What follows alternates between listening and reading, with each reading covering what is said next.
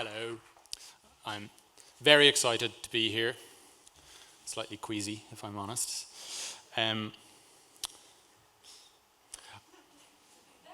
My name is Johnny Kelly.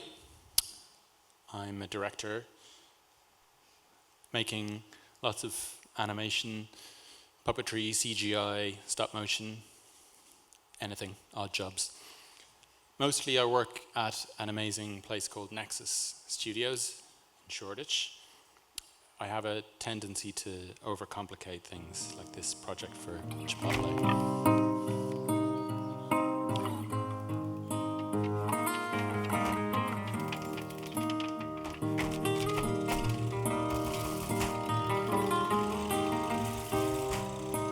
I was just guessing at numbers and figures. But I also like making silly little loops like this. But today I'm going to talk about a project that came out a few months ago called Right on Tracks. And it's sort of an overview, a glimpse behind the smelly curtains of directing puppetry. This was the original brief from the agency 72 and Sunny in New York. So through music, Cheerios is hoping to help parents spark conversations with their children on timely topics. It was a lovely brief. They'd commissioned Walter Martin, who's a musician, to compose 4 songs, with the idea being that we'd make 4 music videos to go with it. And these would be tools that parents or teachers could use as kind of prompts for discussions about weighty topics like how to stand up to bullies at school, or how other kids in your class might have 2 dads, or how someone at school might look a little bit different, and how you can welcome them. So, yeah, really lovely brief. My process when I get a brief is, it's a bit like that sort of montage moment in Homeland, where she posts loads of stuff and string on the wall in a kind of, with free jazz playing, but except in a sketchbook. It's much less glamorous. I rely on sketchbooks as a kind of a brain dump, a safe space to ask questions like this. Write down all your stupid ideas. And with this project, the agency had presumed, mainly based on budgetary resources, that it would be a 2D animated project. And 2D animation is wonderful, but when I listened to these songs, they had this really loose, spontaneous feel, and what could have been a bit lectury or a bit kind of know-it-all, just didn't feel like that at all. It felt really kind of beautifully ramshackle, so I just immediately thought of puppetry. And I thought we could do it slightly cheaply. And I'd made this short film the year before called Fern, about a puppeteered plant that falls in love with a woman and vice versa. It's a little behind the scenes. And it's so simple. I mean, I showed you this because it's just a rod, basically. And you take it away, and you can still get an emotional performance. You can do multiple takes, which is a bit of a novelty for an animator. In fact, she had to eat a lot of sushi. She's a very good sport. So how it worked, it was really open. I could think of how to interpret these songs, what the scenes would be, which is a joy for a director. So I tend to storyboard myself. They're not particularly pretty, but they're functional. And our process is that we'd put it together as an animatic like this. And just to the song and work out the pacing. So many kinds of And thinking about how it looked, we all kind of felt like it needed to stand out, it needed to feel a little bit different. And I had just the year before worked with Nuvvu, who are an amazing illustration collective who I'm sure lots of you know because they've been regularly featured at It's Nice That and elsewhere. And this was a project we did for our little snippet from a project we did for Facebook. They have this incredible talent at making these weird but relatable, sort of beautiful freaks. That, I don't know, something incredibly endearing about them. And they haven't had their work animated that much, so they were really excited about working on this project. But for me, like, there's a lot of things I love about my job, but I think my favorite thing is, you know, your responsibility to help kind of gather a team, be a kind of a matchmaker. And you can take someone like Nuvvu and say, well, what would it be like if you paired them up with Andy Gent, who was the puppet master and model maker for all of Wes Anderson's recent stop-motion projects, as well as Tim Burton's films and a ton of other stuff. And they just come from kind of diametrically opposed backgrounds, and putting them together. And I knew from the first meeting, kind of putting them together in Andy's workshop, that something interesting would come out of it. So Nuvvu kind of went away. There's 3 of them, which helps. And they came up with hundreds of characters. You can see a lot of them didn't make it. I love there's a little accordion character, a few other guys that didn't make it. And then this is where it gets exciting. You can give this design to Andy and his team, and they come back with this.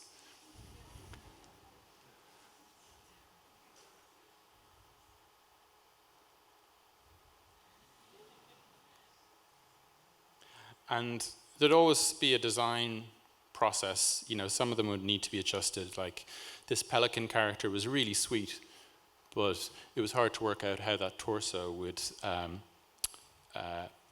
work physically, so this was sort of a slight readjustment. And then we got this video back from Andy. And as much as I love the graphic style, I kind of didn't want to risk trivializing quite a serious message. So I thought it'd be nice to contrast that with quite semi-realistic backgrounds. So this is the sort of sets and the lighting that we were looking at. It's quite sweet. And for this first film, we had to show different types of families, how they come in all shapes and sizes. So a big inspiration on this project, as on many projects, was awkwardfamilyphotos.com, which is amazing to be able to justify spending an afternoon on this website for work. I highly recommend it.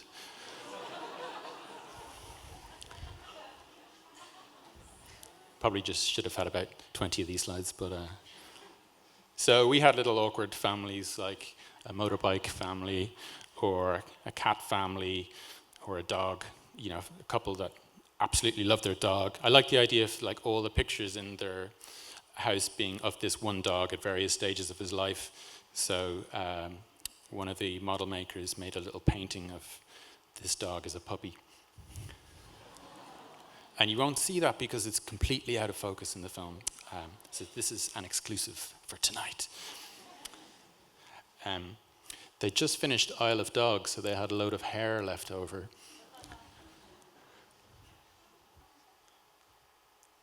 And I'll play this first film. 1, 2, 3, 4. So many kinds of families all over this great big country. It ain't all just moms and dads and dogs and cats. It's more than that, and we're all glad 'cause it's all family. Yeah, it's all family. Some kids have a single parent, some are raised by their grandparents. Some parents, they split up and make a whole new setup. So many different ways to grow up, and it's all family. Yeah, it's all family. I love my foster foster mother. And I love my adopted brother. I love my two sweet fathers. And I love my new stepdaughter. I love my pet otter. You don't have a pet otter, sweetie. Yeah, I do. I leave food for him on the back porch. Are you telling me you leave food for a wild otter on the back porch of our house? Sometimes. Ah, it's all family. Yeah, it's all family.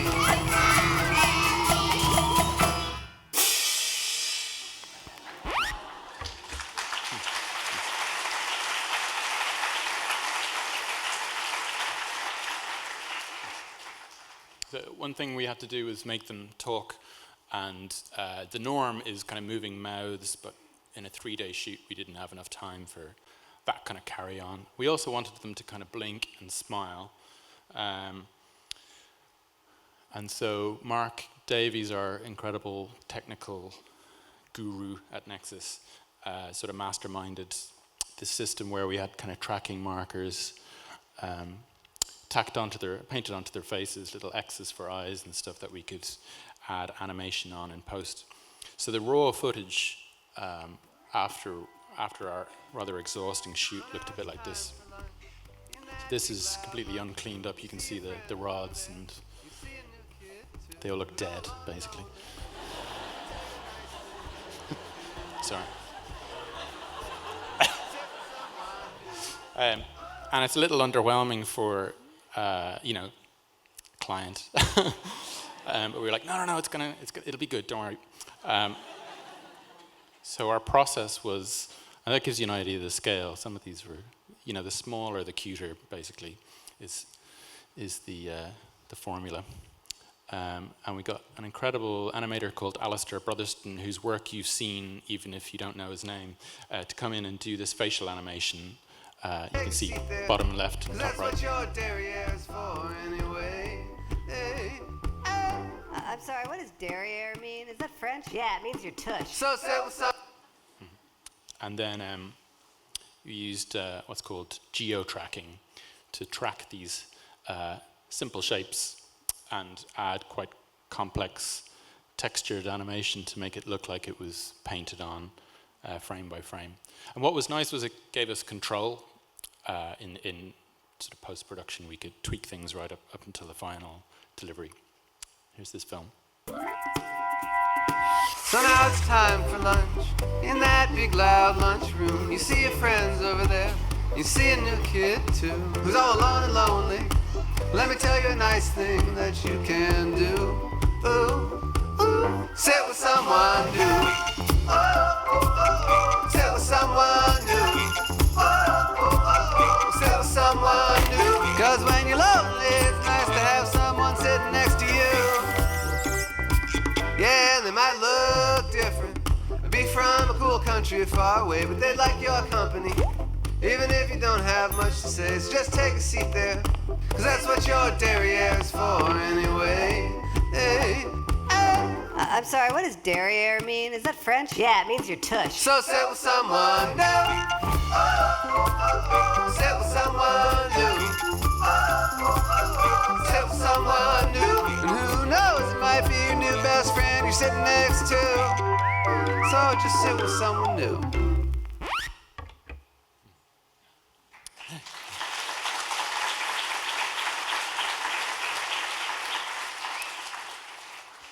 So in this last film I'm going to show, there was a crucial, pivotal moment where this character, Larry, kicks down I had this stupid idea, basically, that he'd kick down a toilet stall and rescue the singer. It'll make sense when you see the film. And it's easy to storyboard sitting on a couch at home, a puppet kicking down a door. It's quite a different proposition to make it happen in real life. Immediately I knew that this was Larry as soon as I cast eyes on him. Here's a little test of Larry kicking.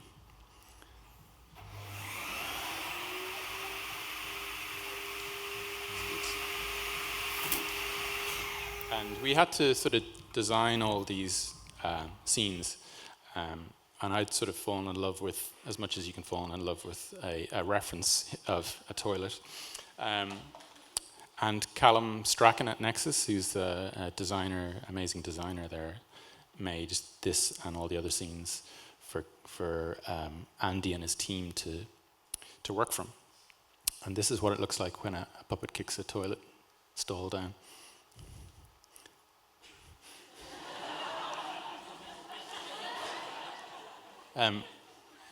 The best thing about it when you watch the film now next is the creak and crack. It really sounds like he's going to knock it off the hinges.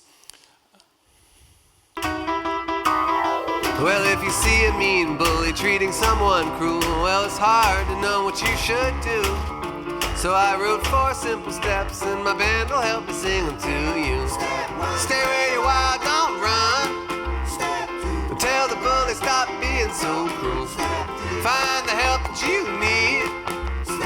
Tell a grown-up like a teacher or a tutor or your cousin at the scooter store. Well, you may be asking yourself, well, how does this guy know so well how to put a mean bully in their place? Well, when I was a wee boy, a bully was messing with me, and the kid helped me out in this way. And that kid is my best friend to this day. He's also my organ player. Hit it, Larry! Stay where you are, don't run. Tell the bully stop being so cruel. Find the help that you need. Tell a grown-up like your granny or your nanny or your kooky Aunt Franny. Oh, oh. And remember, kid, you don't want to bully back, because we all know it's true. Bullies need love, too.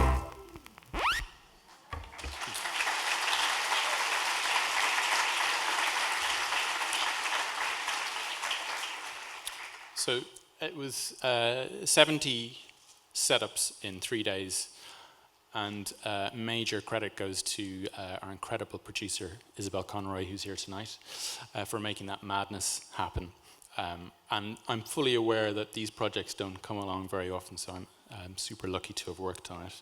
If you know a child or have any children near you in the next while, feel free to show them these and see what they think. Let me know.